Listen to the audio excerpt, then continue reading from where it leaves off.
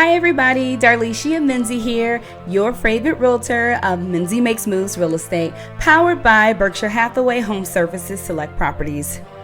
Ooh, child, listen, we are back with another episode of Real Estate Tidbits, where we talk about the Ohhhhs and Whoooooooas of real estate. Questions are welcome. Conversation is expected. Let's go. Okay, so in today's episode, we're going to be talking about something that I just found out about last week as I was visiting a new construction site for a client who's thinking about building. And I was talking with the sales rep of this company that builds the homes. And she let me know something very interesting. So I'm here to let you know what it is as well. And that something interesting is the fact that home builders today, when building subdivisions, are not including individual mailboxes with the homes. They are installing cluster mailboxes at a specific location within the subdivision where homeowners then need to go to get their mail. This is new information for me. I did have an experience with a client of mine a couple of months ago where that was the case as well, but I did not know that it was like standard practice. I was searching around on the internet trying to find like an actual law or something like that, and I don't know if there is one. So this is not me bringing you the finite answer, but this is me bringing up to you something that I experienced in the real estate world that really caught me by surprise, and I wanted to make sure that you are aware. So this particular client that I'm working with is thinking about building, and having a mailbox central to her home or central to the subdivision itself is going to be very important. And I think it's important for you to know if you're thinking about building in the future as well. As you're heading in for those consultations with the representatives for each home builder, that may be something that you want to ask or have your realtor to ask so that you know the convenience or inconvenience that it may be for you to get your mail. So while I was considering this episode, a few things, a few questions, I guess you could say, popped up for me to think about and consider. So I'm going to share them with you. So my first thing that I wanted to know, that sales rep that told me about the cluster mailboxes, just kind of let me know that this has been something that has been in practice or in use for about 6 or so years now, maybe more, I don't know.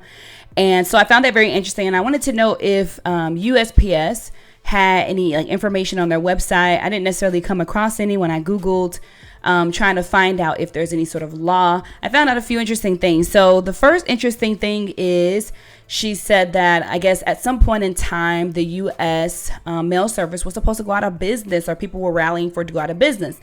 And that's news to me too, because I don't know, I guess I didn't pay attention to that kind of stuff. But that's an interesting thing because I know there's been a lot of recent talk about the mail service. And so with that in mind, I Googled like why hasn't it gone out of business yet? And a few things popped up. One being it's written in the Constitution, more specifically, Article 1, Section 8, Clause 7 of the U.S. Constitution. There's a whole section, like few places in there about postal services. Now, is it saying it's mandatory? I don't think it says that, but it does break down who has rights, where are these offices going to be, what kind of buildings, what kind of roads, you know, the kind of governance of it, which I find very interesting. So that being in the U.S. Constitution and it not going away, something that I read online said that maybe it's just the nostalgia of having postal service, but it also lets me know that postal service is not, I guess, getting as much traction. The world that we live in today, it being very technology driven, the postal service is not very current or modern, if you will.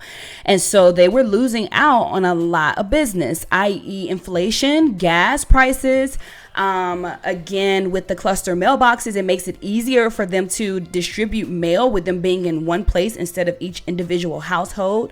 Some homes, of course, still have the mailbox in the front of the house. Some have mailboxes on the house that go through the garage door or sitting on the front. So we have houses from all different kinds of decades that have these different requirements. And it's just interesting that the U.S. Postal Service has been satisfying all of these different ways of delivering mail for all these years. And so I guess now they're kind of like, hey, we need to, one, we're self-sufficient. I also learned that the U.S. Postal Service has to support itself, which is another interesting thing to me. So they do not necessarily get backing or funding outside of the postage that we pay for packages and for stamps and whatever else we do with the Postal Service. It is self-serving, like it supports itself. And I thought that was very interesting. I didn't know that. I hope I'm giving you guys the most accurate information. But again, this is for conversation and for questions. So if you know anything different, definitely leave me a comment and let me know if you have more information or knowledge about this situation. But I looked up why subdivisions were, or home builders and subdivisions were installing cluster mailboxes. And I came across an article by Knox News. This is me doing my citations, right? By Knox News. And the article says, Post Office wants cluster mailboxes for new homes. 5 things to know. This was published in 2018. So this definitely takes me back a few years. And it gave 5 different reasons as to why this is a thing. 1, it says it's official policy. The U.S. Postal Service wants developers to install cluster mailboxes not just in apartment complexes, but in new single-family subdivisions. And a builder and developer information package, which includes standards for cluster box purchase and design, centralizing delivery in all new housing developments as described in the official USPS policy. So there we go. They said it's official policy here. I didn't find it, but that doesn't mean that it does not exist. Number 2, it says saving time and money. Here's what I was talking about. Cluster boxes would let postal workers deliver to a single point instead of house to house, saving time and personnel hours for the agency, which operated at a $1.5 billion net loss for the third quarter of 2018. And that was just 2018. We are over here in 2023 right now. So you can only imagine. The Postal Service doesn't get tax money for operations. It has to be self-supporting by selling goods and services, which now makes sense to me why it's expensive to send things. Like, woo. Existence of a Postal Service is mandated by the U.S. Constitution. That's what made me go and look it up, because I'm like, I ain't never heard of that before. And now here we go. Number 3, it says questions remain. The Postal Service is contacting some developers directly, but also is pressuring planning agencies to make cluster boxes a requirement for approving development plans. Many questions remain unclear, such as whether only one cluster box location will be approved. So no matter how many houses are in the development, will residents at the back of a 500-house neighborhood have to go all the way to the front for mail? My subdivision, we've got over 1,000 houses in our subdivision, and thank God we have ours in the front of our houses. But can you imagine if you were in a big subdivision like mine and you needed to go to one place to get that mail? Number 4, it says increased costs for developers. Installing cluster boxes can cost thousands of dollars, developers say. That's partly offset by not having to put in regular boxes at each house, right? But much of the cost comes from related infrastructure, parking spots, a handicap accessible location, crosswalks and sidewalks for every house to the box site, even a sheltering roof for the boxes.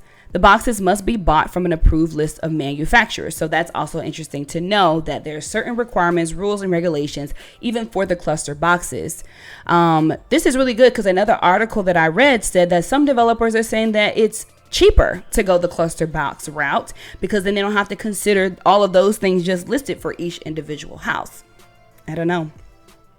Number 5, can policy be enforced? Some developers are resisting the demand, and some planning agencies say they can't really enforce a federal policy anyway. But the Postal Service says it will deliver only to spots approved in advance by local postal officials, so its employees may refuse to bring mail to unsanctioned locations in the future. Very interesting. So they're saying that if it's not accessible, then they don't have to deliver. So I guess the question is, how important is your mail to you? Are you willing to travel for it? Is this a requirement for you if you're deciding to build a home or move into a home that is newer or move into a home that is older for that convenience? Does it matter? Are you a mail person? All kinds of things that I'm thinking about, right? Another article that I read said that having the cluster mailboxes reduces the risk of stolen mail because you have to have it under lock and key. It's in one area, it's lit, it's recorded, all those kinds of things. So varying opinions about this cluster mailbox thing, but I wanted to bring it up in case you were considering purchasing a home. If that's important to you, that's something that you want to keep in mind, and make sure that you're asking the home builder when you're having that consultation, when you're meeting with them, and getting all the information necessary for you to make the best decision for you. Okay, I hope this has been helpful for you guys. I really enjoyed it. Today I want to leave you with this note. Know what you want. Sit down and think about the things that you want out of life, and how are you contributing to the things that you say you want out of life, right? They don't just happen by happenstance. They happen because we work toward them. They happen because we believe. They happen because we're giving it our all. They happen because we're aligning and positioning ourselves for them to happen. And we're getting the necessary tools and information and knowledge that we need. And we're removing things out of the way so the things that we want can be where they're supposed to be, right? So grasp an idea, write down an idea, get in heart and get in mind an idea of what you want out of life. And that's in every area. And then position yourself to receive that. Position yourself to work toward it and to receive it. Okay, I hope that this has been encouraging for you as well. I'm so glad we had this time together just to sing a song or dance or two. Seems like just as soon as we got started, it was time to say so long. One of my college professors started singing that to us at the end of each class, and it just never left me. And I've been out of college for a while now. So I decided to share it with you guys. Thanks so much for tuning in to Real Estate Tidbits. Until next time.